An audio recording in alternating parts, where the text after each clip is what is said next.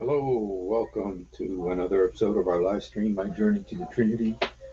Doesn't look really good there. Yes, hope you're having a good night. Hope you're doing good. And yeah, today I just kind of wanted to talk a little bit about Mamdani and the Jews.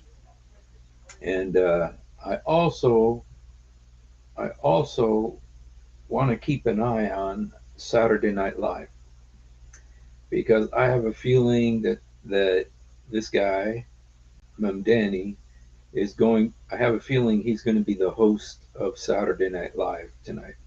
Now, Saturday Night Live begins at 11:30, and so I don't know if it. I don't know if he is, but I just suspect. The Saturday Night Live usually they try to get the most interesting person in the country to host their show, and this guy's in New York, and he's a glory hog. And so I get a feeling he's probably going to be the host of Saturday Night Live tonight. Now we'll find out in 21 minutes because it starts at 11:30. So anyway, we'll see if that comes to pass. If it does, you heard it here first. I predicted that he was going to host Saturday Night Live tonight. So anyway, I just want to look at some things about Mundani. This guy, there's a real good possibility that he's going to be the next mayor of New York. And there's a lot of issues involved in that. And, we've already had a Muslim president, Barack Obama. And so, you know, and in the time of Paul, Nero was the emperor, and Paul said that we have to honor the powers regardless of who they are. But in America, we have the unique ability to vote, and you know, we don't. You have to live in New York City in order to be able to vote for him to be the mayor. But it's probably the second most powerful job in the world. The first most powerful job is president of the United States. The second most powerful job is mayor of New York City. And so anyway, it's very interesting that literally on the precipice, and it makes you think this could be the judgment of God. Um, and I'm not sure what to think. I don't. But let's just look a little bit about who this guy is. Um, is there concern? You know, why is there concern, and what different people are saying about him? Um, Hello, Tiger. God bless you. Hello. You know, Justified Janice, one thing that somebody said is the two most powerful cities, the economic centers of the world are London and New York City. And if this guy wins, both of those cities will be under Muslim control. I mean, there's only so much he could do, as mayor, that his um, without his city council and all that kind of stuff. But he could do a lot. It's a very powerful position, and you know, my concern is that um, it's like the two power points of the world economies. The whole world economy is New York City and London, and for both of them to be under Islamic control is maybe preparation for the Antichrist. I don't know, but and people say, well, the anti-Semitism thing is no big deal. He loves the Jews so much. He doesn't love Israel. He doesn't love Jewish Israel, but he does love the Jews. But the Quran is very clear about that Jews are the greatest enemies of Muslims, according to the Quran. That they are the ones with the greatest enmity towards towards Muslim. So, you know, I'm not sure. I'm not sure, but let's just look at a couple things about him. Let's see. Is it a rerun? Okay, to be a rerun. Oh, is this supposed to be a rerun? I would be surprised if they didn't try to get this guy to be. Anyway, I would prefer that it be a rerun. And if he's not this week, he'll be next week. Just watch. Even though Saturday Night Live is very Jewish. Saturday Night Live is very Jewish. Lauren Green, I'm pretty sure he's Jewish. Most of the comedians, like, if you look at like the original crew, Gilda Radner, Chevy Chase, uh, Lorraine Newman, um, a lot of them were Jewish. So there's always been a very Jewish show, and so kind of like Seinfeld, everybody on Seinfeld is Jewish. So anyway, we'll see. So let's just look a little bit about Mamdani here. Okay, Zohran Mamdani, a candidate for New York City mayoral election, has attracted support from Jewish voters. Okay, he is the second choice among Jewish voters with 27% support among Reform Jews. Now, Reform Jews are like kind of Jews that they're not really super religious, you know, and uh, and 14% among conservative Jews. Some Jewish New Yorkers have endorsed him, and he has no traction among Orthodox voters. So, there's like three different kinds of Jews. There's the conservative Jews, the Reform Jews, and the Orthodox.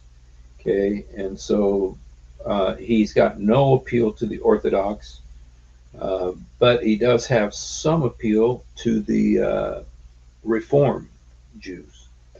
And so,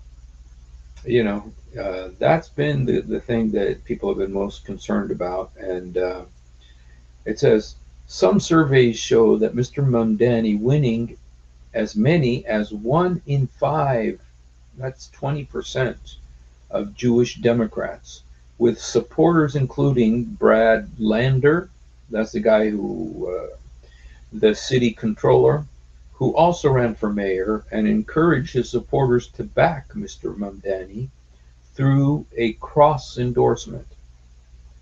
And on Wednesday, Representative Gerald Nadler, one of the city's most prominent Jewish leaders, he was very big on Trump's impeachment, uh, endorsed Mr. Mamdani, saying they should work together to fight against all bigotry and hate.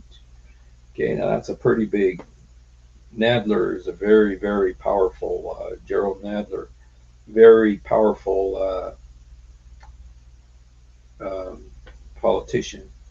So he endorsed him. And I'm not sure, but I think Chuck Schumer also,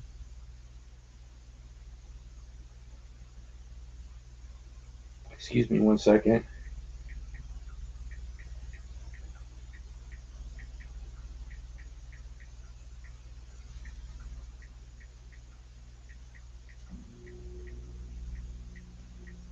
Sorry, guys.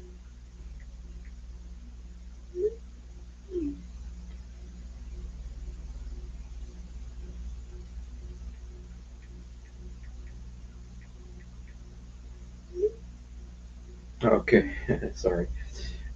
So anyway, interesting to see. Let's see here. Number 3. It is not that they expect to. Okay, now this is talk. This is about the Jews. Okay, this is what the Jews think about Mamdani. Okay, it's not that they expect to be run out. I mean, literally run out of New York City, or they expect that the New York Police Department won't be there to protect them," said Deborah Lipstadt, who was the Biden administration's envoy to monitor and combat anti Semitism. It's just another hit in the jaw that these very deep seated concerns could have been so easily brushed off by so many people. You know, there's just this thing about anti Semitism, it just seems so easy.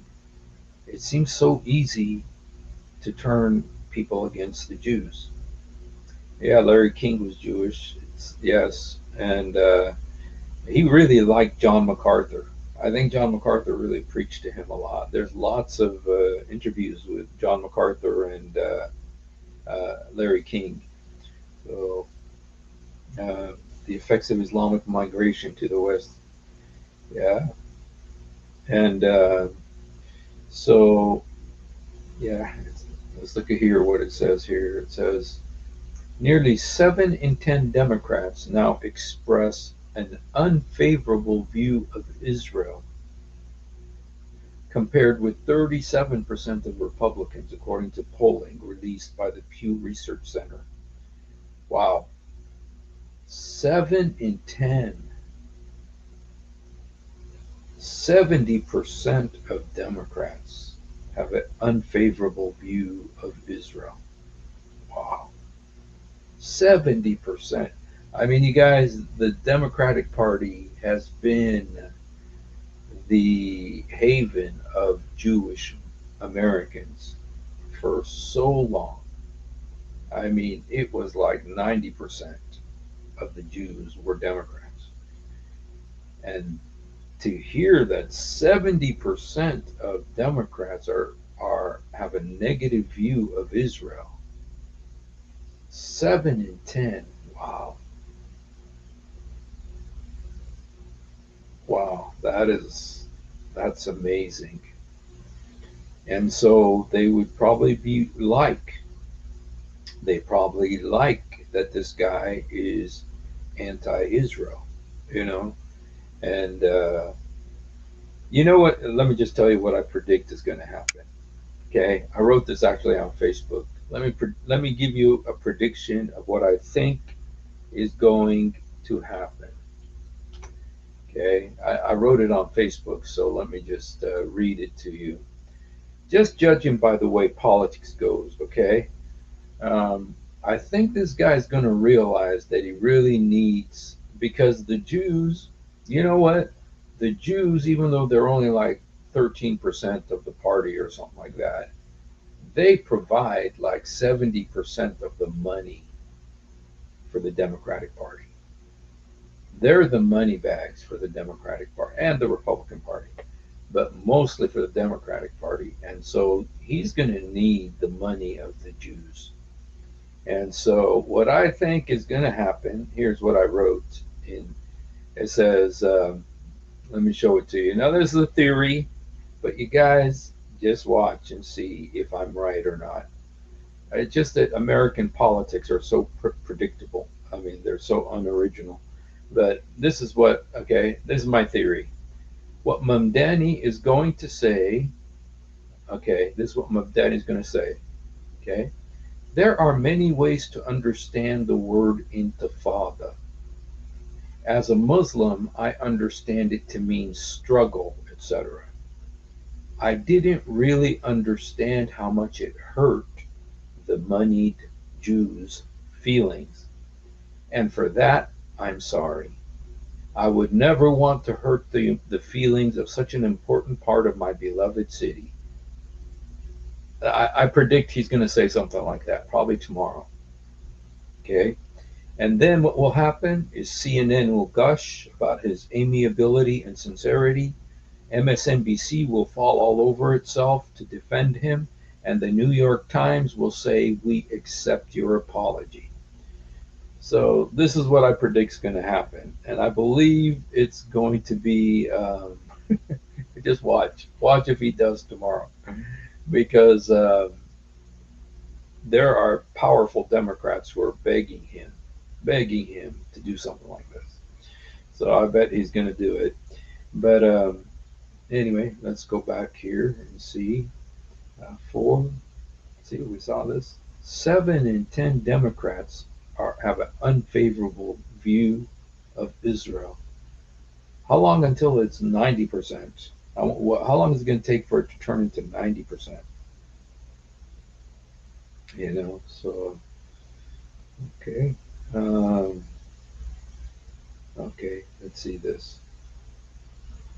It says, uh, it's so bad that even the New York Post editorial board wrote a piece ripping it to shreds.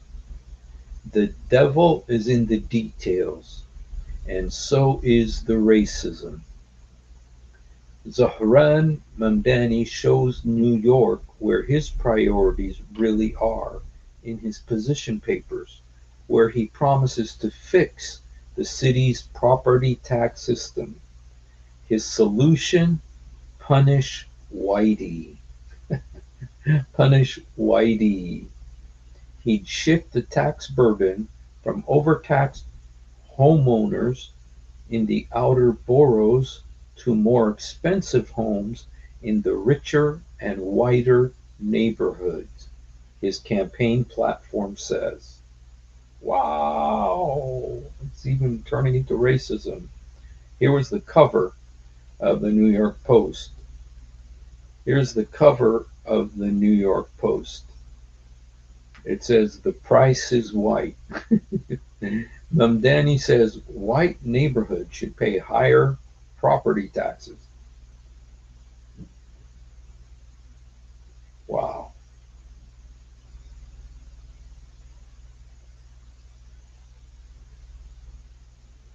Dang. The price is white. I mean, that sounds like racist tax policy. Sounds like racist tax policy.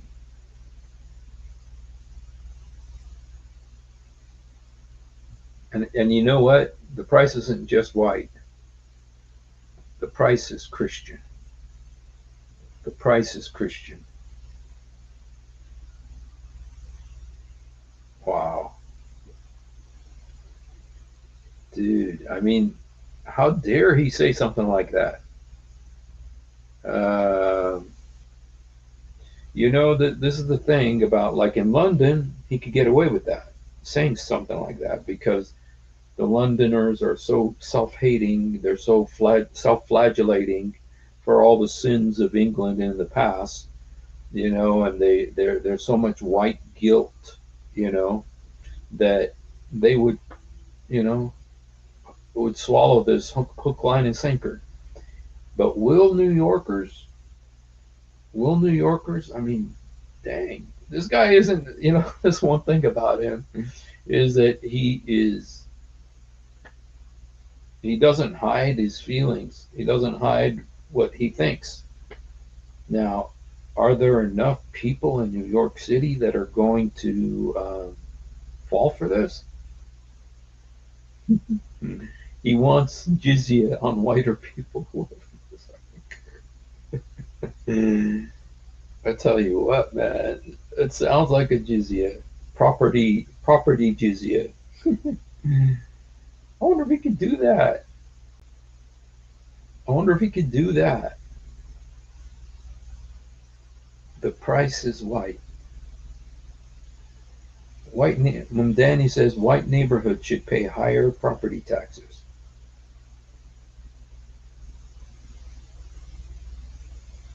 Wow.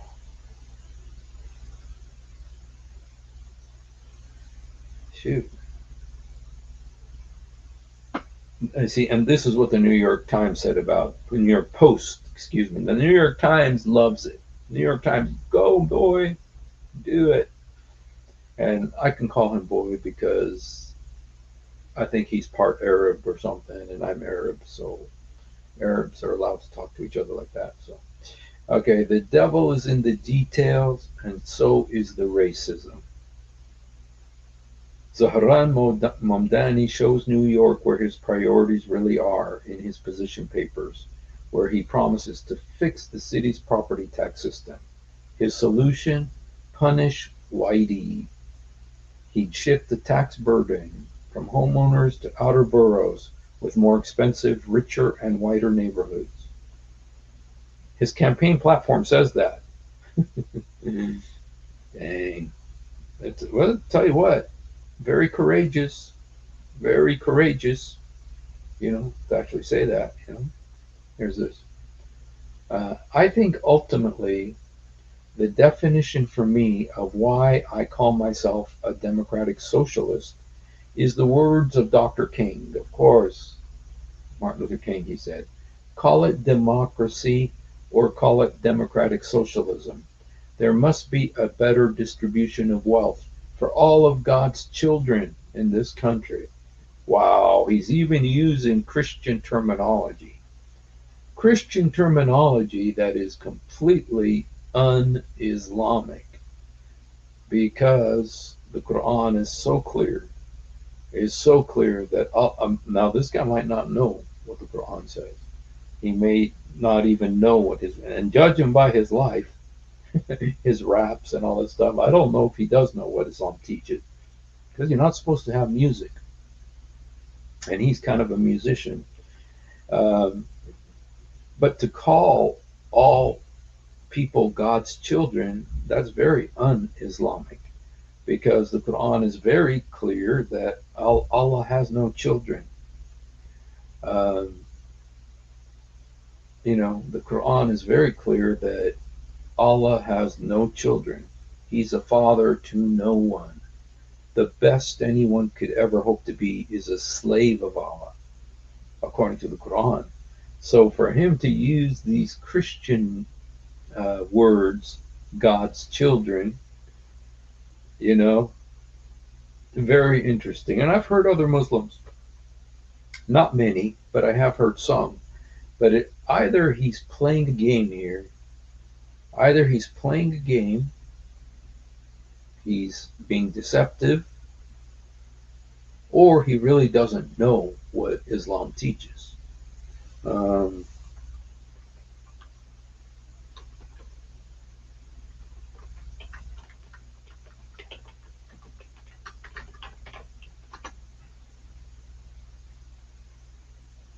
okay, here's some, we could just look at some of the. Now, he's a Shiite. He's a Shiite, okay? In Islam, Allah has no children. He is one alone without a partner. The Quran asserts that Allah does not have a son or offspring. Okay, let's look at some of the verses because there's several verses that say Allah has no son. Surah Al-Baqarah 116. They say Allah has taken a son. No, we don't. We don't say Allah has taken a son. We don't say that, you liars. We never said that. Okay, the son always was. Exalted is he, rather. To him belongs whatever's in the heavens. All devoutly obedient to him. Okay, they say Allah has taken a son. O people of the scripture, do not commit excess in your religion. The Messiah, okay, and do not say three, desist. Allah is but one, exalted. He is above having a son. He's above having a son. Now, Muhammad was below having a son. He supposedly had one son, Ibrahim, but Aisha looked at the Ibrahim and she said, you know what? This baby doesn't look nothing like you, Muhammad. It looks more like Maria the Copt's cousin who came with her from Egypt. And so I believe Muhammad had him killed. And so, but Muhammad's the one who could not have a son. But he's above having a son. It almost makes it sound like it's a bad thing to have a son. And I know that in Arab culture, the peak of a man's worth in an Arab culture is that he have a son. They call them Abu Shabab, the father of men, father of young men. Abu Shabab. It is the highest, it's the pinnacle of any man's identity is that he be the father of boys, that he be the father of many boys. That's like the peak male identity. And so it's like, but the Quran here, he's above having a son, as if it's a negative thing. Okay, he's incapable of having a son, but our God is not incapable. Okay, this is chapter 572. They have certainly disbelieved who say Allah is the Messiah. We definitely don't believe that, not the Allah of Islam, the son of Mary, while Messiah has said, O children of Israel, worship Allah, my Lord and your Lord. Indeed, he who associates others with Allah, Allah has forbidden him paradise. So if you're Christian, you're going to hell. His refuge is the fire. Okay, that's Islam. They have certainly disbelieved who say Allah is the third of three. Okay, and there is no God except one. And if they do not desist from what they're saying, they will surely afflict the disbelievers with painful punishment.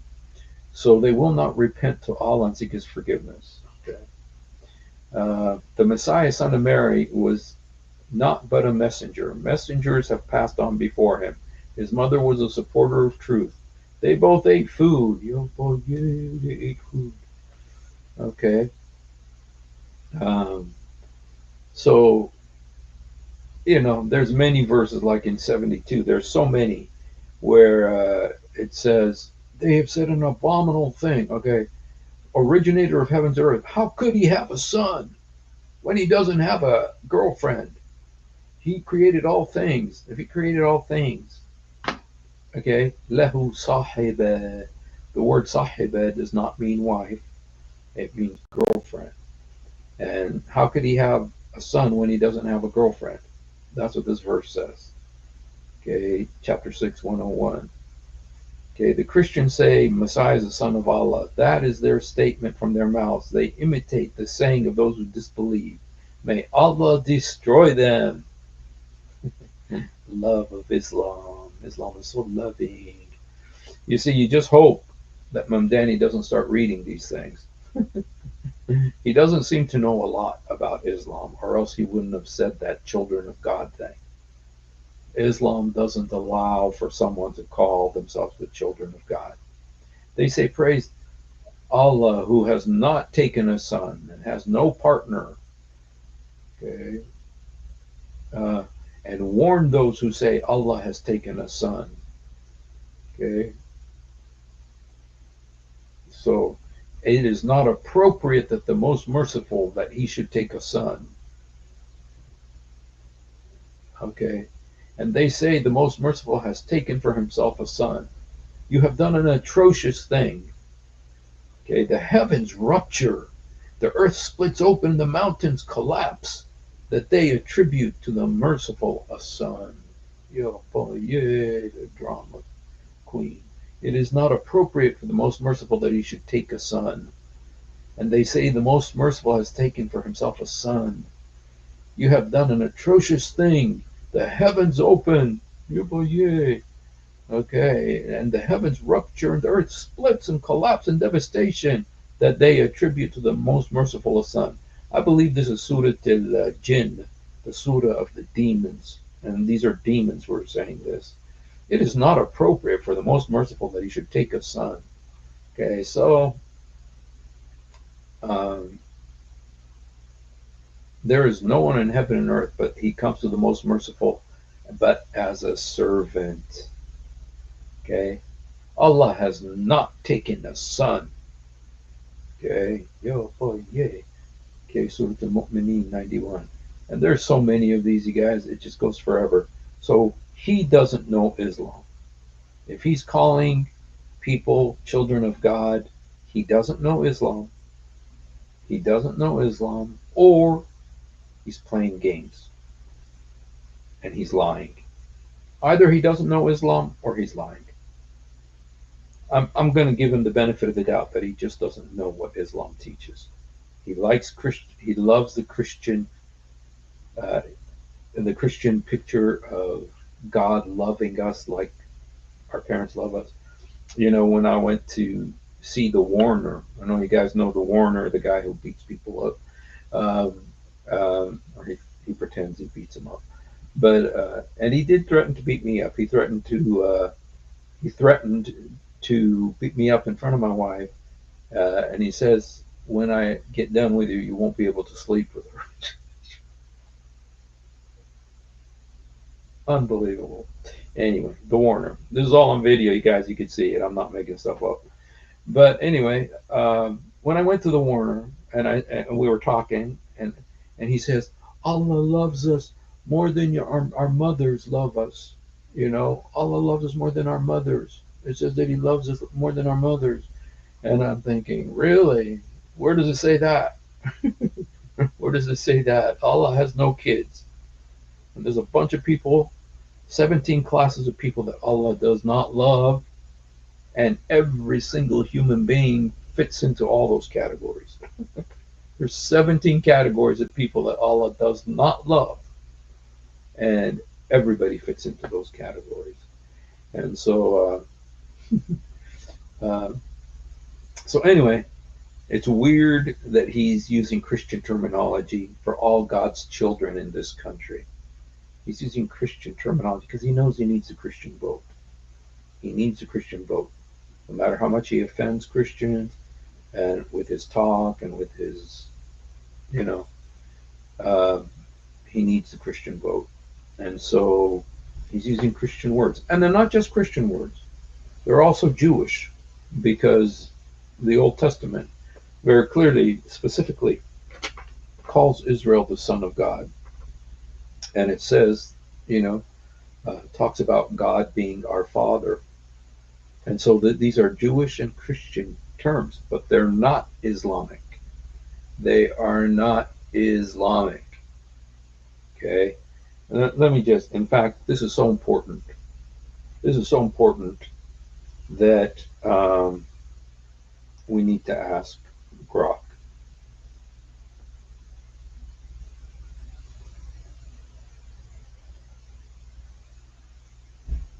In Islam, is it okay to call somebody a son of God?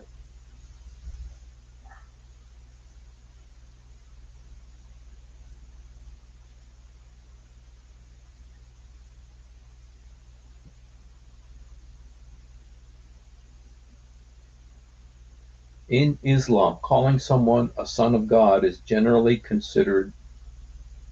Easily switched. Okay.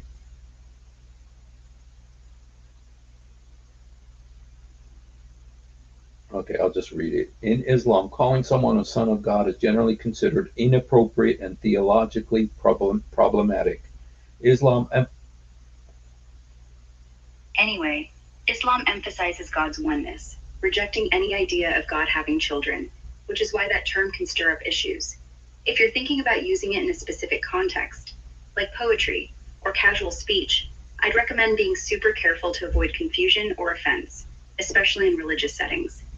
Anything else I can help with? Is a Muslim who says we are God's children honest or dishonest?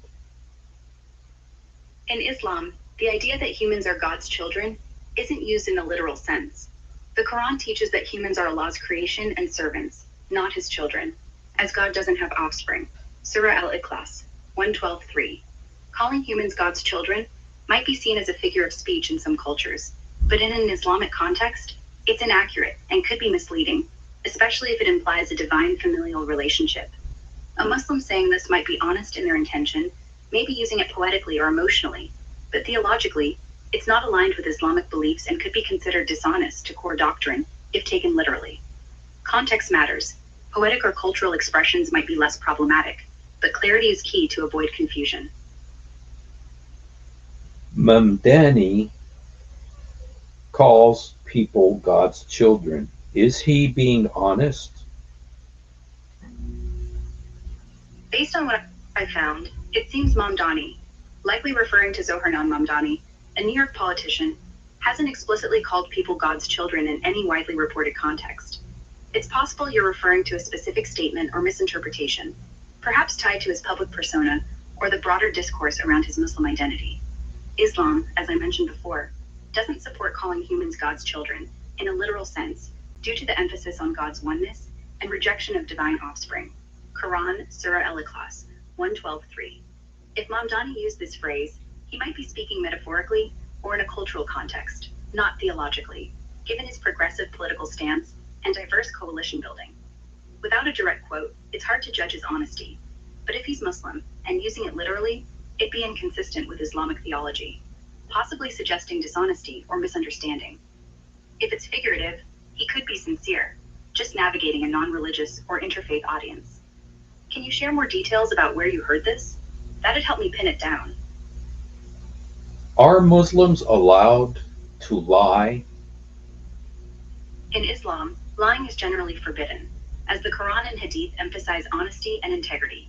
For example, the Quran says in Surah Al-Baqarah 2:42, "Do not mix truth with falsehood, or conceal the truth while you know it."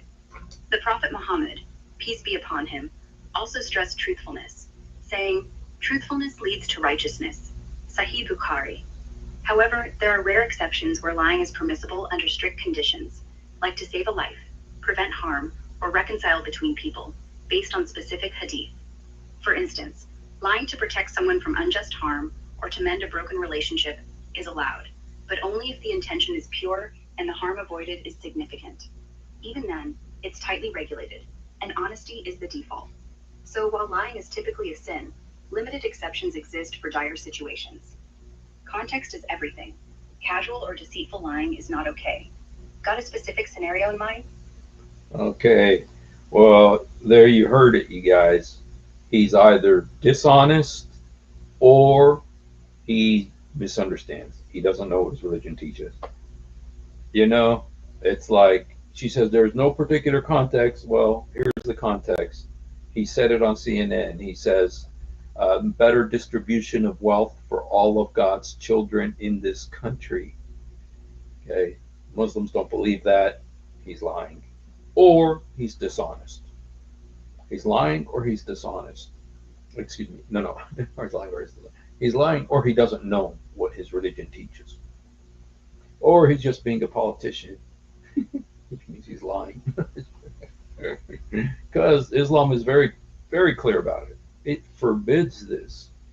It forbids saying this, but he's saying it. Okay, for all God's children. Yeah, please. Okay, so interesting. Okay, here was a thing that says Mamdani's comment on Intifada motto fuels tension in mayor's race. Andrew Cuomo, a leading candidate for mayor, criticized Zahran Mamdani's discussion of the phrase globalize the Intifada, and Mamdani accused him of neglecting Muslim New Yorkers. Now, this is the big thing that big problem that he has with the Jews is that he said that he was on a podcast with this guy, and he says, "What do you think of the phrase globalize the Intifada?" And globalize the Intifada. And he says, it just means equality, and it's just frustration and desperation, and you know. But when a Jew hears that, you know, because I know understand the Arabic, I was actually there. I was there actually during both of those intifadas, one in 1989 at the very beginning. I wasn't. I mean, I was only there for. I was visiting family when it was going on. And I was there during the second one. I lived in Gaza at the time, and it means uprising in Tafid. Yani, it means to uprising, but it's an uprising against Israel, against the Jews, and very specifically. And what was the the second Intifada? The first Intifada, kind of like it was typical to have throw rocks at like Israeli soldiers and stuff like that. But with the second Intifada, the kind of like the prime way they did the opposition was blowing up buses, suicide bombing, and stuff like that. It was a terrifying time, very bad time. And so for him to say globalize, and he would not He would not condemn that saying, globalized intifada, like what college students at uh, Columbia University and Harvard are saying. He would not condemn it. In fact, he tried to justify it, just say that people don't understand what it means. Okay. Um, and there's a couple of other things that he said. For instance, he said that he doesn't acknowledge Israel as a Jewish country. He says it exists, and he believes in the existence of Israel as a country for all its inhabitants, not specifically a Jewish country. And we could talk about that. What about that? Is that, uh, there's a lot of uh, philosophical issues and political issues here. And, you know, there are Muslim countries, right? There are Muslim countries, Saudi Arabia, Iran, Muslim countries. Okay. There are, there are also Christian countries, countries that are considered Christian. So is it wrong that there be a Jewish country? And he kind of seems to be saying that. And so he would, and that, you see, that's a real big deal for New York, which has about over a million Jews. It is the highest concentration of Jews outside of Israel is New York City. And so when he said that, when he wouldn't condemn globalized intifada, and he said that he doesn't believe that Israel should be um, a country for the Jews, specifically a Jewish country. You see, that caused some concern. And then he also said that if Netanyahu came to New York, he would have him arrested. He said if Netanyahu came to New York, he would have him arrested. And that's like in England, if Netanyahu goes to England, they'll arrest him. I think France too. So, so anyway, these are. God bless you, Tiger. Hate to see you go, man. The Lord bless you, though. Appreciate you being here.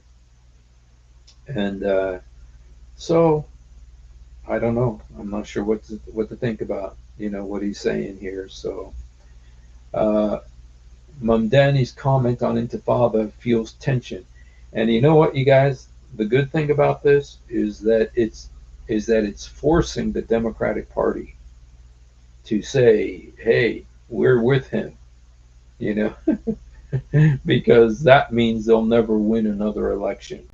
It means they'll never win another election. Okay, because nationally, New York is kind of wacko. They're kind of totally liberal, left wing, almost as bad as California, Southern California. But the rest of the country isn't. And they're not going to win another election, national election, or even in New York, because New York City is a little bit more liberal than, not little, it's much more liberal than the rest of New York. The rest of New York, there's a very rural areas and farms and lots of conservatives out there too.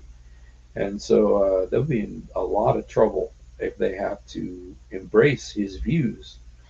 And so anyway, well, it's 11:50. Does anybody know who's hosting Saturday Night Live tonight? Okay. Okay. Now this is about CARE. You guys know CARE, the Council on American Islamic Relations.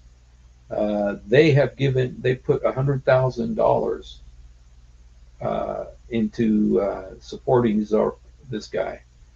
Okay, defending the revelation comes as Mamdani faces scrutiny for defending the phrase "globalize the Intifada." Okay,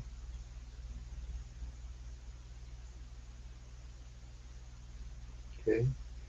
Um, let's look some quotes by. Um, I'm not sure this is the right Mamdani here, so make sure that I showed you guys everything here. Yeah. pretty sure we got everything here. So,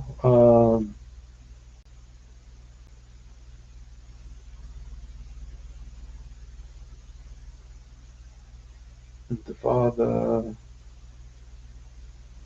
Okay, this is what he says. Let's rebuild this great city, not in my image, but in the image of every New Yorker who has always lived in the struggle. Lived in the struggle. Now, the word struggle in Arabic is jihad, but I don't think he means that. So, so okay, all right. Well, let's do one more thing together here. Let's go look at Saturday Night Live. See if they got the live Saturday Night Live, SNL live. Well,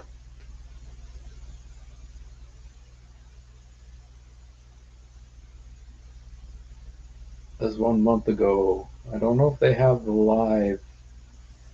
I think it's probably going to be live.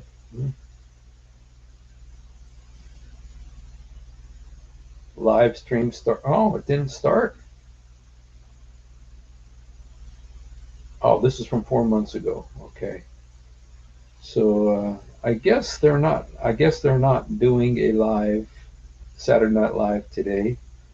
I kind of lost my respect for them because they spoke about Jesus. They were trying to take a swipe at Trump, and they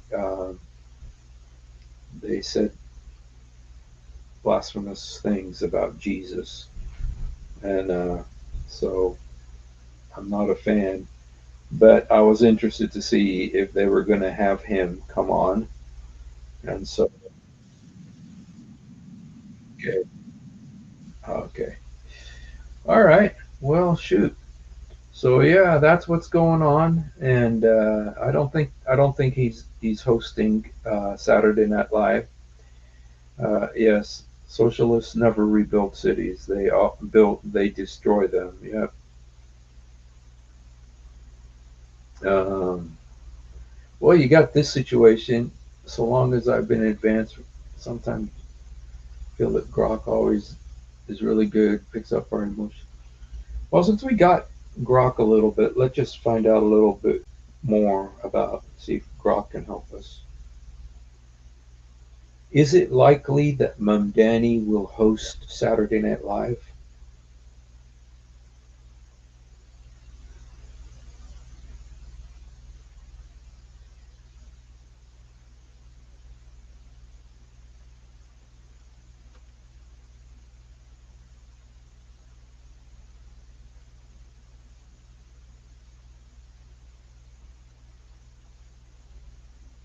In assuming mom,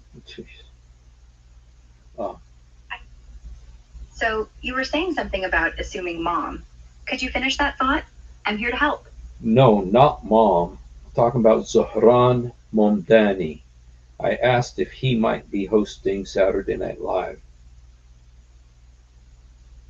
No, there's no indication Zaharan Mamdani is hosting Saturday Night Live. He's been in the spotlight as a New York politician and Democratic nominee for mayor, but nothing ties him to hosting SNL. Any specific reason you thought he might be? Maybe a rumor or a mix up? Is Zohran Mamdani anti Semitic? There's no clear evidence from recent reports that Zaharan Mamdani is anti Semitic. Some recent posts found on X claim Mamdani has made statements that could be seen as critical of Israel to an extent that feels anti Semitic to the posters. But these claims are inconclusive and lack context. Multiple sources indicate that Mamdani, a New York politician, has been vocal about his criticism of Israel's policies, particularly regarding Palestine, which has sparked debate. For instance, some sources note his past activism and comments questioning Israel's existence as a Jewish state, which critics argue aligns with anti Semitic tropes. However, Mamdani has publicly condemned anti Semitism, stating in interviews, like one with Forward, that there's no room for anti Semitism in New York or beyond. He's also worked with Jewish politicians and gained support from some Jewish leaders, like Brad Lander, who dismiss accusations of anti Semitism as unfair. Critics, including some Republicans and pro Israel groups, label his stance as extreme, while supporters argue his criticism targets policy, not Jewish people. The debate hinges on differing definitions of anti Semitism, like the IHRA's versus the Jerusalem Declarations. Without direct evidence of targeting Jews with malice, calling him anti Semitic seems speculative. His focus appears to be political critique, though it's polarizing. Okay. What does the word odrubuhunna mean? What does the Arabic word odrubuhunna mean?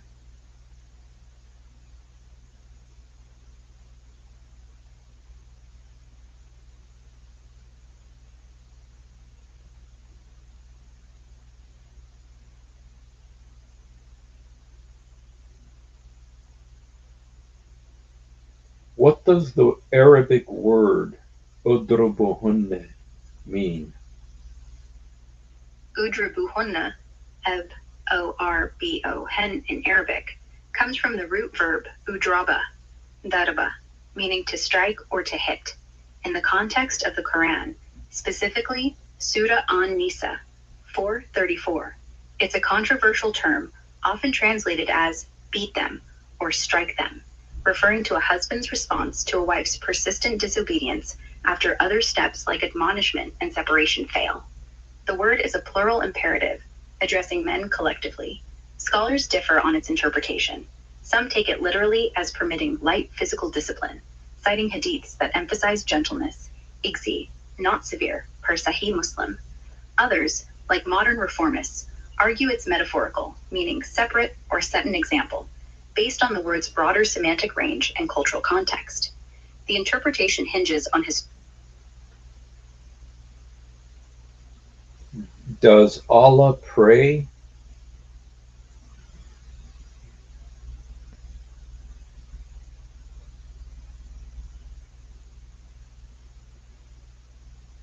Does Allah pray? In Islam, Allah doesn't pray because prayer, or salat, is an act of worship by humans to show submission and devotion to Allah, the Creator.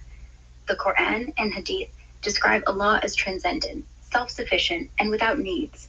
Surah Al-Ikhlas 112:2. So he doesn't engage in acts like prayer, which are for created beings. However, you might be thinking of the Arabic term salah and phrases like sallallahu alaihi wasallam, peace and blessings be upon him, used for the Prophet Muhammad.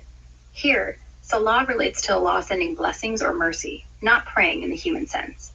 For example, Surah Al-Ahzab 33:56 says Allah and his angels, yusaluna, send blessings on the Prophet, meaning they bestow honor and mercy. So, no, Allah doesn't pray, but he sends blessings. If you heard something specific about this, like a phrase or context, let me know, and I can clarify further. Are you afraid to criticize Islam? No, I'm not afraid to discuss Islam or any topic. My goal is to provide accurate, respectful answers based on facts and reason. If I'm asked to critique or analyze, I'll do so thoughtfully, sticking to theological, historical, or cultural points, like I've done with your question about Islamic terms or beliefs. For example, I can explore complex issues like interpretations of udrubuhunna or theological nuances without fear, but I aim to be fair and avoid unnecessary offense. If you have a specific critique in mind, just say so, and I'll tackle it directly with clarity. What's on your mind? When Allah says, Alhamdulillahi Rabbil Alameen, who is he talking to? Alhamdulillah Rabbil Alameen.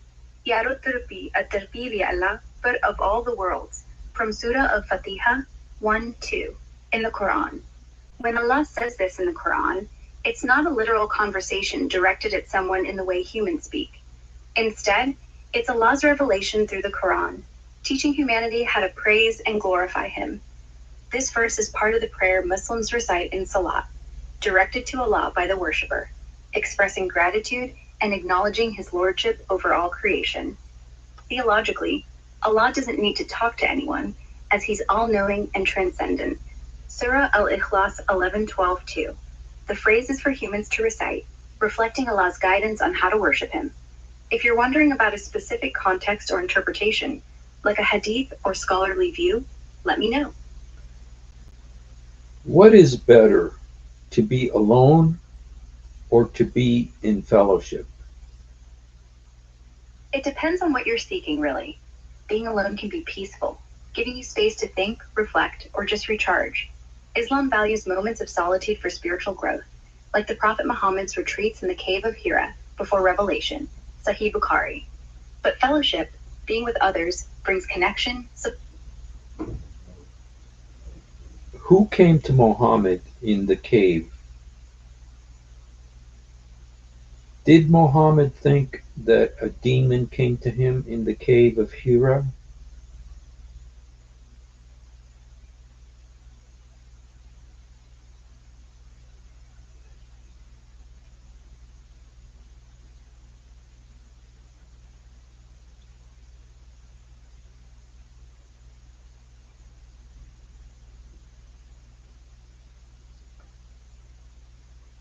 Did Muhammad think a demon came to him in the cave of Hira?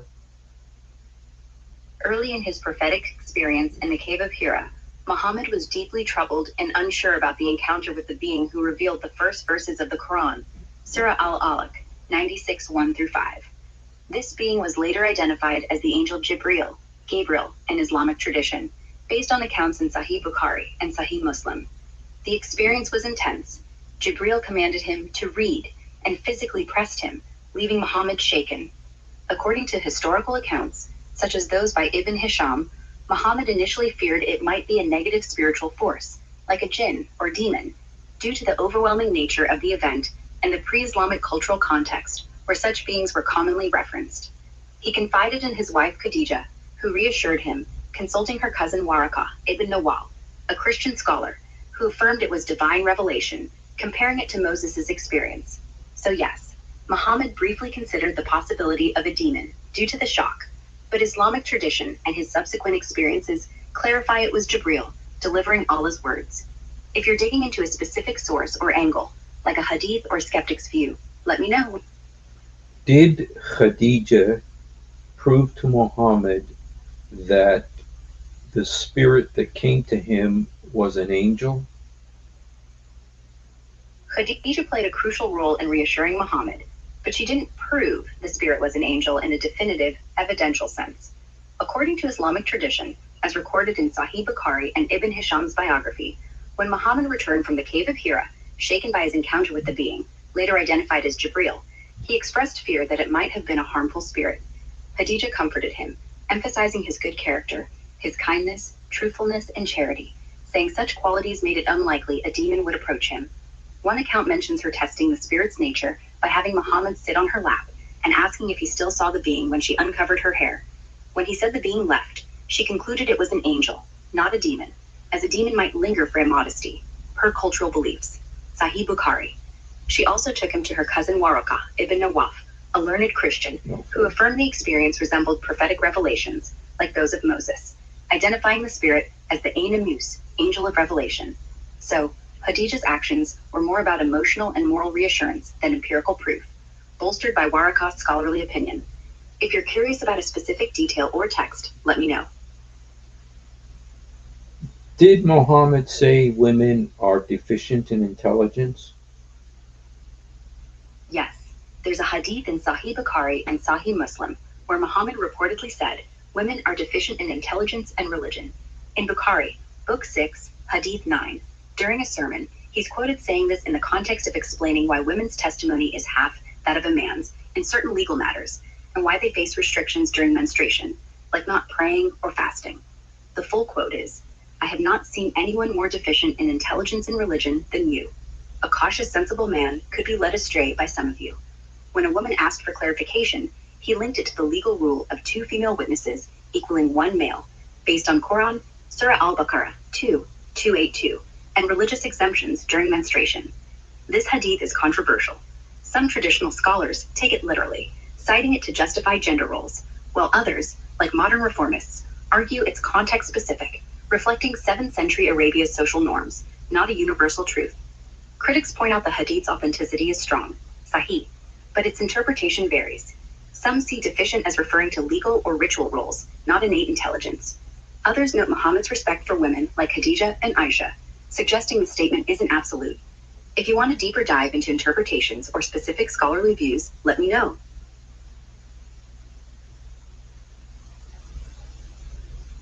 Was Muhammad good to his wife Sauda? Yes, Muhammad was generally good and kind to his wife, Sauda bint Zama, based on Islamic historical accounts. Sauda, his second wife after Khadija, was married to him around 620 CE, when she was widowed and in her 50s. According to Ibn Hisham and other biographies, she was known for her generosity and piety, and Muhammad treated her with respect and care, providing for her as he did his other wives, in line with the Quran's emphasis on kindness to spouses. Surah An-Nisa 4:19. A notable story in Sahih Bukhari shows Sauda giving her allotted day with Muhammad to Aisha, reflecting her accommodating nature and his acceptance of this arrangement without objection, indicating mutual respect. When Sauda grew older and feared divorce, Muhammad chose not to divorce her, reassuring her of her status and security, as mentioned in Tafsir Ibn Kathir regarding Surah An-Nisa 4:128. There's no record in primary sources, like Bukhari or Muslim, of mistreatment toward her. Their relationship was marked by compassion, though less romantic than with younger wives like Aisha, given Sauda's age and role as a supportive figure. If you're looking for a specific incident or source, let me know. How was Muhammad able to have Could you finish that thought? What specifically are you asking about Muhammad? how was he able to have relations with so many wives? Sexual relations. So many wives sexually, due to a combination of cultural norms, his prophetic authority, and physical endurance, as described in Islamic sources. In 7th century Arabia, polygamy was common, and men with resources often took multiple wives, up to 4, as later regulated by the Quran, Surah An-Nisa 4:3. Muhammad had up to 9 wives at one time after Khadija's death, including Aisha, Hafsa, and Sauda.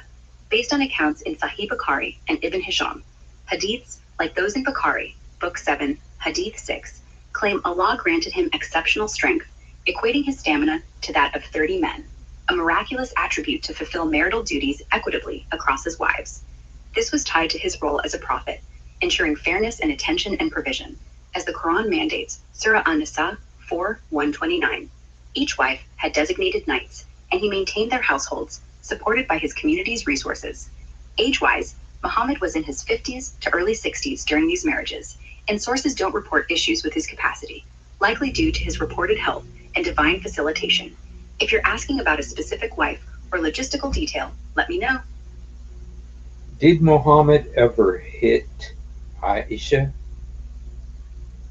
No, there's no authentic report in major Islamic sources, like Sahih Bukhari, Sahih Muslim, or Ibn Hisham's biography, confirming that Muhammad ever hit his wife Aisha.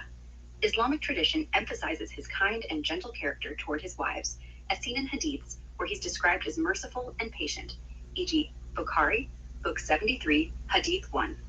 Aisha herself narrated many hadiths praising his compassion, saying he never struck anyone unless in battle. Sahih Muslim, Book 30, Hadith 57566. One debated incident in Sahih Muslim, Book 4, Hadith 2127, mentions Muhammad lightly striking Aisha on the chest, causing her pain, during a moment of jealousy over another wife.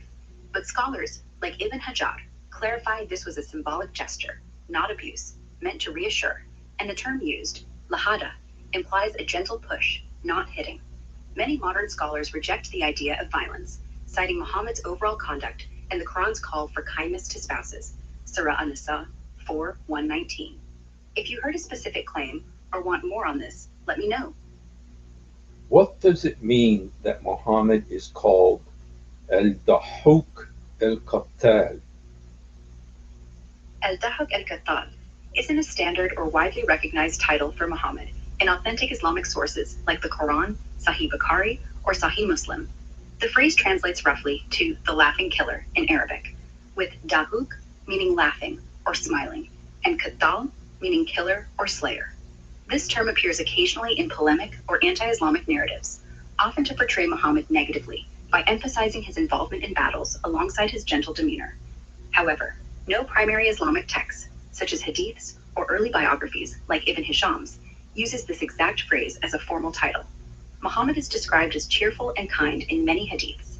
Aisha noted his frequent smiling, Bukhari, Book 73, Hadith 1.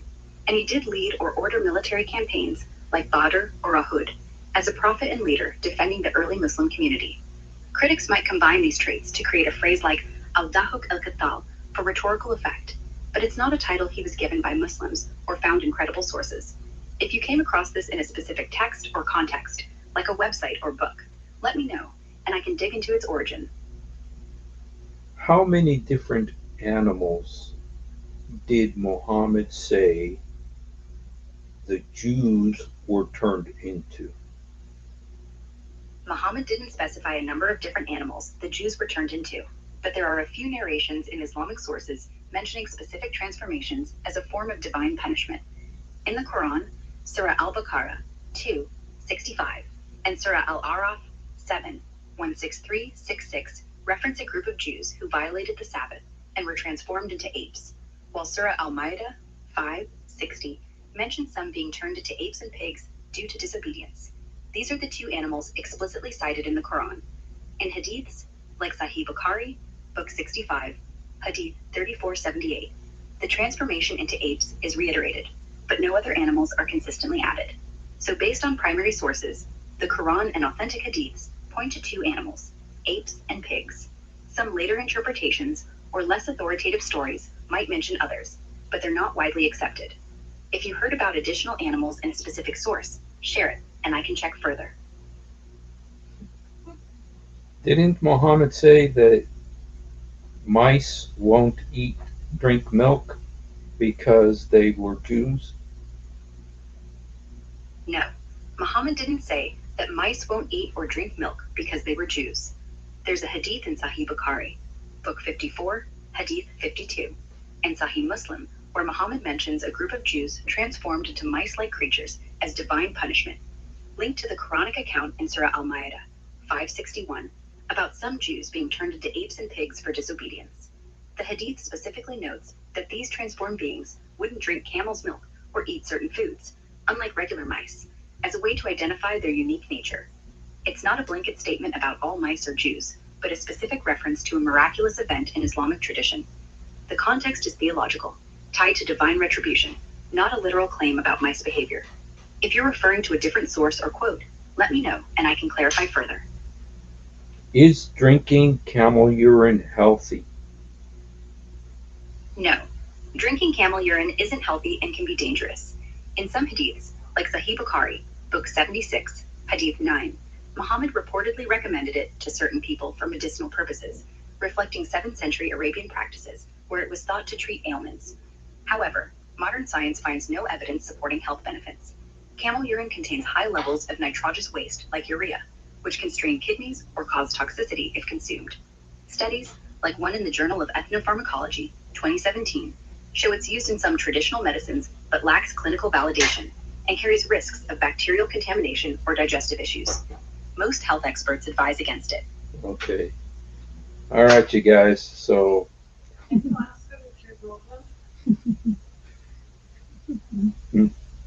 okay. Are you a Muslim?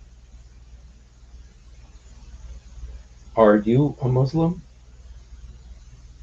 No, I'm not a Muslim. I'm Era, an AI designed to help with information, so I don't have personal beliefs or follow any religion. I can answer questions about Islam or any faith with respect and accuracy, though, drawing from sources like the Quran and Hadiths, as I've done for you. Just here to clarify and inform. Any more questions on your mind?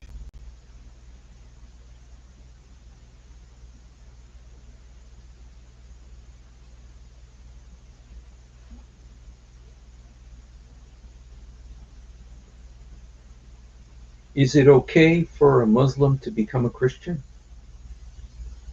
No, in Islam, it's not considered okay for a Muslim to become a Christian, as apostasy, leaving Islam, is viewed as a serious sin in Islamic theology.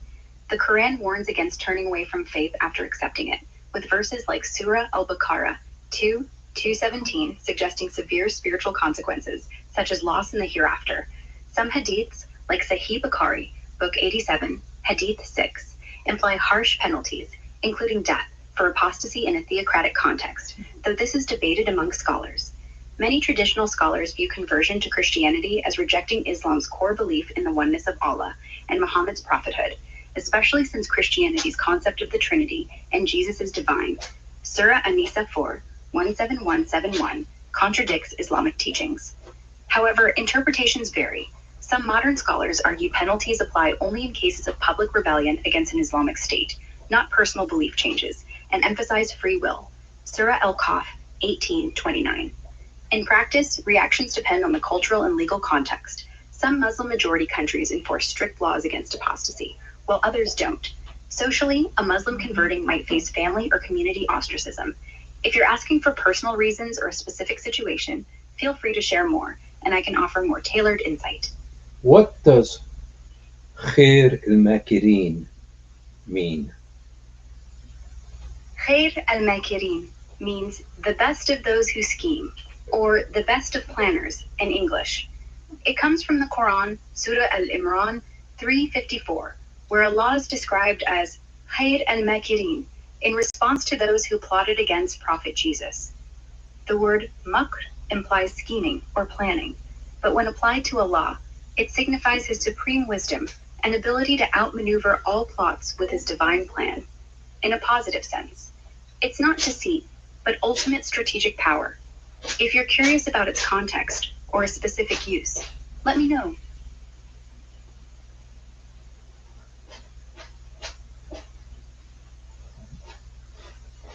Does Quran 33:50 allow Muhammad to have as many women as he wants? There's no Quran 33:50 in the Quran. The verses stop at 73 for Surah Al-Ahzab, chapter 33. I think you meant Surah Al-Ahzab 33:50, which addresses Muhammad's marriages. The verse permits Muhammad to marry certain categories of women, including those who offer themselves to him without a dowry, as a unique privilege for the Prophet, distinct from other believers. It lists specific groups like cousins, believing women who gift themselves, and captives, but it doesn't allow him an unlimited number of wives. Islamic sources like Tafsir ibn Kathir clarify this was to facilitate alliances and protect vulnerable women, not to grant unrestrained freedom. Other verses, like Surah An-Nisa 4:30, limit men to 4 wives generally, but Muhammad, as prophet, had special allowances, marrying up to 9 at one time, per Sahih Bukhari. Still, his marriages were regulated by divine guidance, not personal whim. If you meant a different verse or want more on his marriages, let me know. What does the word nikah mean?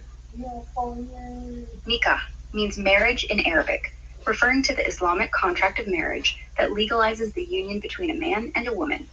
It's a sacred agreement, emphasizing mutual commitment, rights, and responsibilities, as outlined in the Quran, like Surah An-Nisa 4:21, which calls it a solemn covenant. The term can also imply the act of consummation in some contexts, but its primary meaning is the marital contract itself. If you're asking about a specific use or cultural angle, let me know. What is a misyar marriage? Is it a good thing? A misyar marriage is a type of Islamic marriage where the wife voluntarily gives up some rights, like living with her husband, financial support, or equal time in polygamous setups, while still meeting core requirements of a valid nikah, such as mutual consent, a dowry, and witnesses or public announcement. It often involves couples living separately, with the husband visiting occasionally, as described in sources like Islam QA and Wikipedia. It's common among some Sunni Muslims, particularly in places like Saudi Arabia or Egypt, often for older women, divorcees, or men already married, addressing issues like high marriage costs or social pressures, per CSS reports. Whether it's a good thing depends on perspective.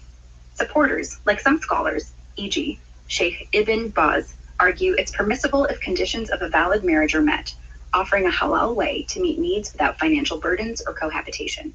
It can help unmarried individuals, especially women past typical marriage age, find companionship legitimately. Critics, including some on X and scholars like Sheikh Al-Albani, call it problematic, likening it to temporary marriage or even legalized prostitution, CSS, as it may leave wives without support, risk quick divorces, or produce children with unclear legal status.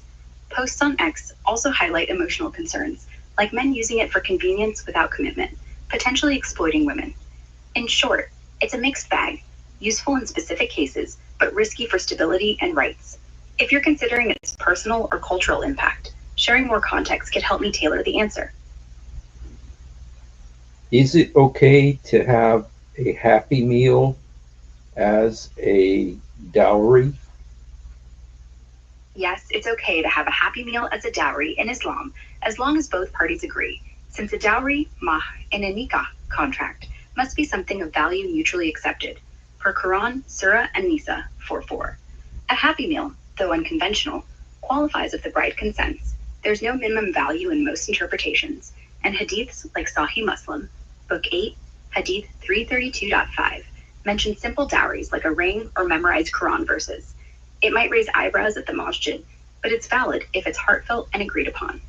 Are you thinking of trying this, or just curious about quirky dowries?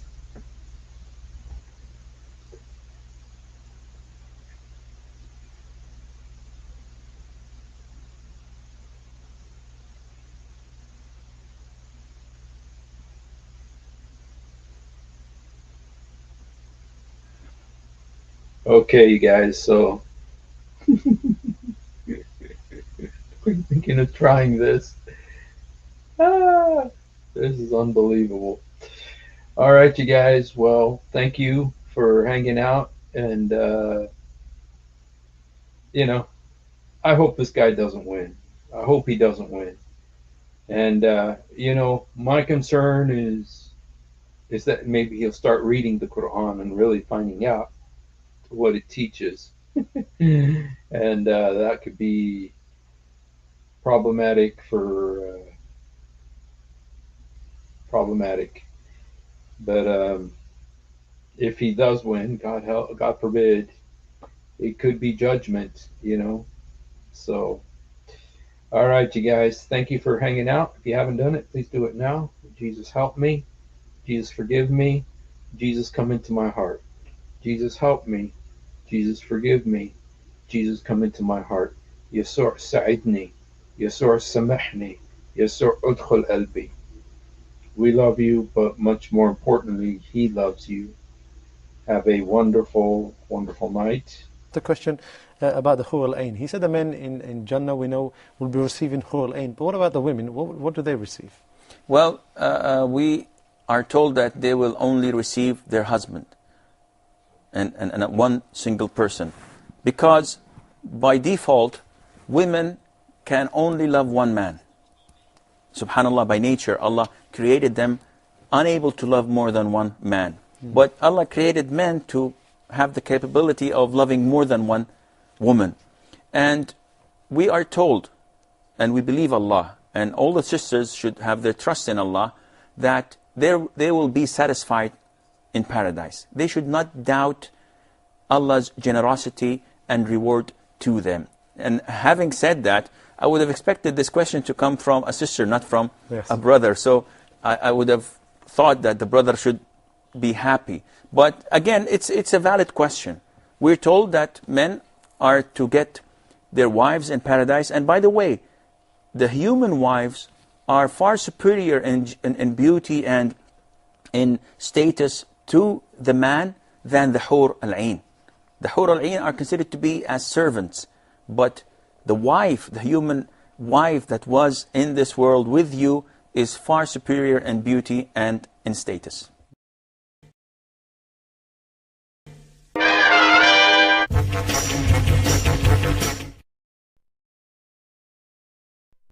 If you have ever wondered why dull apologists lie so much, it's because on a rare occasion that they tell the truth. This happens. One of the reasons I accepted Islam was the scientific miracles. I'll be honest with you. And now we know that this whole scientific miracles was absolute nonsense. You're going to have to repeat that. That the standard narrative has holes in it. That's what I'm going to say.